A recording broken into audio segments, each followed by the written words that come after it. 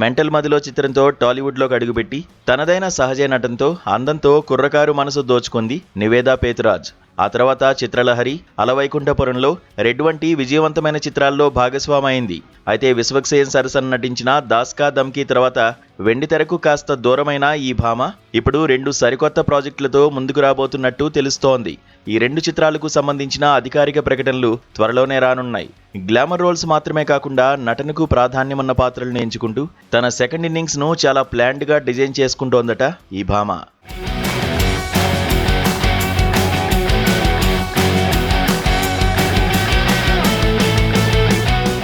Victory Venkatesh, మాటల మాంత్రికుడు త్రివిక్రమ్ శ్రీనివాస్ కలయికలో వస్తున్న ఆదర్శ కుటుంబంలో నివేదా పేతురాజ్ ఒక కీలక పాత్ర పోషిస్తున్నట్లు తెలుస్తోంది.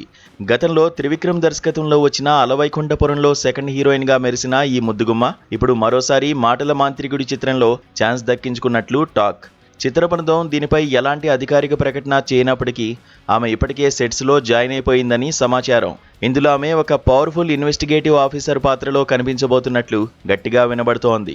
అయితే ఈ అమ్మడి ఖాతాలో ఒక మెగా లాటరీ కూడా పడినట్లు టాక్ నడుస్తోంది. మెగాస్టార్ చిరంజీవి కథానాయకుడిగా బాబీ కొల్లి దర్శకత్వంలో తెరకెక్కుతున్న హై వోల్టేజ్ మాఫియా యాక్షన్ డ్రామాలో నివేతకు ఒక క్రేజీ ఆఫర్ దక్కిందట. ఈ సినిమాలో ఆమె ఒక ఇన్వెస్టిగేటివ్ జర్నలిస్ట్ గా కనిపించనుందని ఇండస్ట్రీ వర్గాల సమాచారం.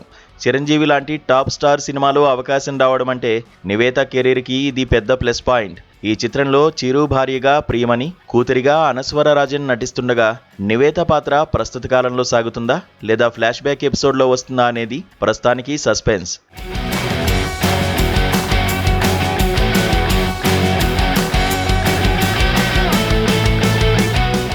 మరోవైపు వెంకటేష్ ఆదర్శ కుటుంబం చిత్రాన్ని అక్టోబర్ 2న విడుదల చేయాలని మేకర్స్ ప్లాన్ చేస్తున్నారు. త్రివిక్రమ్ దసరా సీజన్ను మిస్ కాకూడదనే ఉద్దేశంతో వేగంగా వర్క్ పూర్తి చేయిస్తున్నారు.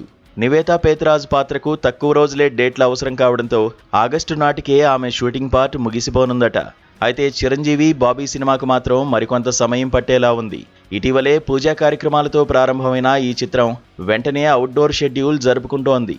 మొత్తానికి ఈ 2 పెద్ద సినిమాలు కనుక క్లిక్ అయితే నివేదా పేతురాజ్ టాలీవుడ్లో మళ్లీ బిజీ హీరోయిన్గా మారడం ఖాయం.